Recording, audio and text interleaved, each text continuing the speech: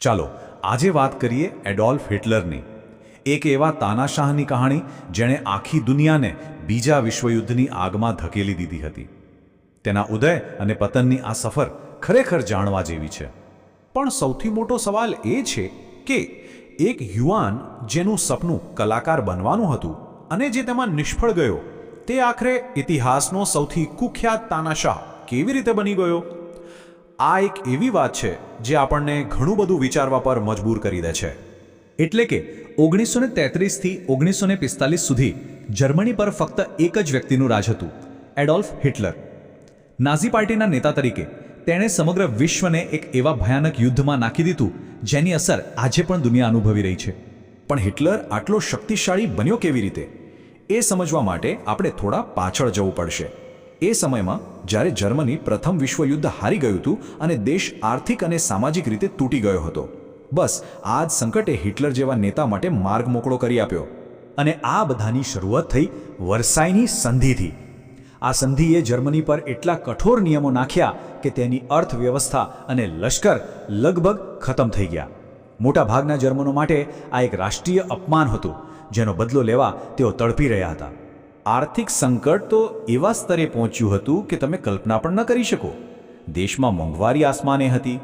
જર્મનીનું ચલણ માર્ક લગભગ કાગળના ટુકડા બરાબર થઈ ગયું હતું. વિચારો તો ખરા, 1923 સુધીમાં એક અમેરિકન ડોલરની કિંમત 25 ખરબ માર્ક થઈ ગઈ હતી.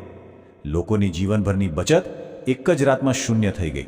હવે જ્યારે અર્થવ્યવસ્થા તૂટી પડે છે ત્યારે સૌથી વધુ અસર સામાન્ય લોકો પર થાય છે. 1930 આવતા આવતા તો 50 લાખથી વધુ લોકો બેરોજગાર હતા. ચારે બાજુ નિરાશા હતી અને આવી જ નિરાશા ઉગ્રવાદી વિચારોને ફેલાવવા માટે સૌથી સારી જગ્યા હોય છે. અને બસ આ જ રાષ્ટ્રીય નિરાશા અને ગુસ્સાનો ફાયદો ઉઠાવ્યો હિટલર અને તેની નાઝી પાર્ટીએ. તેણે લોકોની જટિલ સમસ્યાઓના ખૂબ જ સરળ પણ અત્યંત ઝેરી જવાબો આપવાનું શરૂ કર્યું અને લોકો તેને સાંભળવા લાગ્યા. તો આખરે આ હિટલર હતો કોણ? ક્યાંથી આવ્યો હતો? વેલ, તેનો જન્મ 1889માં ઓસ્ટ્રિયામાં થયો હતો. તેનું શરૂઆતનું જીવન નિષ્ફળતાઓથી ભરેલું હતું. પિતાના મૃત્યુ પછી તે વિયેના ગયો કલાકાર બનવા, પણ ત્યાંની આર્ટ સ્કૂલમાં તેને પ્રવેશ ન મળ્યો. આ નિષ્ફળતા અને નિરાશાએ કદાચ તેના મનમાં નફરતના બીજ રોપ્યા હતા. ત્યાં જ તે એક નાનકડી પાર્ટી, જર્મન વર્કર્સ પાર્ટીમાં જોડાયો અને પછી તો તેણે આખી પાર્ટીને જ બદલી નાખી અને બનાવી દીધી નાઝી પાર્ટી. આ પાર્ટીની વિચારધારા હતી નાઝીવાદ, જે વંશીય સર્વોચ્ચતા પર આધારિત હતી. એક એવી વિચારધારા જેણે આગળ જતા લાખો લોકોનો ભોગ લીધો. જ્યારે તે જેલમાં હતો ત્યારે તેણે એક પુસ્તક લખ્યું, મારો સંઘર્ષ, એટલે કે માઇન કામ્ફ. અને એમાં તેણે પોતાની આખી ઝેરી વિચારધારા ખુલ્લેઆમ લખી હતી. તેની મૂળ માન્યતા એ હતી કે જર્મન આર્યન જાતિ દુનિયાની બધી જાતિઓ કરતાં શ્રેષ્ઠ છે અને તેને જ દુનિયા પર રાજ કરવાનો હક છે. હિટલરનું ભાષણ આપવાનું કૌશલ્ય ગજબનું હતું. તે લોકોની નસ પારખી ગયો હતો. તેણે એવા વચનો આપ્યા જે લોકો સાંભળવા માંગતા હતા, જેમ કે વર્સાઈની સંધિને ફાડી નાખવી, દેશની બધી સમસ્યાઓ માટે યહૂદીઓને જવાબદાર ઠેરવવા અને જર્મનીનું ખોયાયેલું ગૌરવ પાછું લાવીને એક વિશાળ સામ્રાજ્ય બનાવવું. નિરાશ જનતા માટે આ વચનો આશાનું કિરણ હતા. અને આ જ વચનો અને નફરત ભર્યા ભાષણોના જોરે હિટલરે ધીરે ધીરે જર્મનીના લોકતંત્રને ખતમ કરવાનું શરૂ કર્યું અને સત્તા પર સંપૂર્ણ કબજો જમાવી લીધો. અને તેણે સત્તા પર કબજો કેટલી ઝડપથી કર્યો એ જુઓ. જાન્યુઆરી 1933માં તે ચાન્સલર બન્યો અને માત્ર 1.5 વર્ષની અંદર જ તે જર્મનીનો સંપૂર્ણ તાનાશા બની ગયો, જેને ફ્યુરર કહેવામાં આવતો. આટલા ઓછા સમયમાં તેણે જર્મનીના લોકતંત્રને કચડી નાખ્યું. તેનો એક જ મંત્ર હતો, એક રાષ્ટ્ર, એક પક્ષ, એક નેતા. આનો સીધો મતલબ એ હતો કે વિરોધ માટે કોઈ જગ્યા નહોતી. તેણે પોતાના બધા વિરોધીઓને ખતમ કરી દીધા અને દેશની બધી જ શક્તિ પોતાના હાથમાં લઈ લીધી.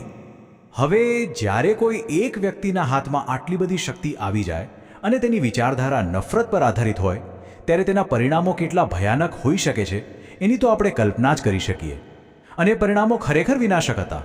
એ ભયાનક પરિણામોની શરૂઆત થઈ 1939માં, જ્યારે હિટલરે પોલેન્ડ પર હુમલો કર્યો અને આ સાથે જ શરૂ થયું બીજું વિશ્વયુદ્ધ, માનવ ઇતિહાસનો સૌથી લોહિયાળ સંઘર્ષ. આ યુદ્ધે જે તબાહી મચાવી એનો અંદાજો લગાવવો પણ મુશ્કેલ છે. આખી દુનિયામાં 5 કરોડથી પણ વધારે લોકોએ પોતાનો જીવ ગુમાવ્યો. આ માત્ર એક આંકડો નથી, પણ કરોડો પરિવારોની બરબાદીની કહાણી છે. પણ યુદ્ધની સાથે સાથે હિટલરની વિચારધારાનો સૌથી ક્રૂર અને અમાનવીય ચહેરો હતો હોલોકોસ્ટ. આ કોઈ યુદ્ધની ઘટના નહોતી, પણ એક સુનિયોજિત નરસંહાર હતો, જેમાં 60 લાખ યહૂદીઓ અને લાખો અન્ય લઘુમતીઓની યોજનાબદ્ધ રીતે હત્યા કરવામાં આવી. પણ જેનો ઉદય થાય છે તેનો અંત પણ નિશ્ચિત હોય છે. 1945 આવતા આવતા જર્મનીની હાર નક્કી થઈ ગઈ હતી.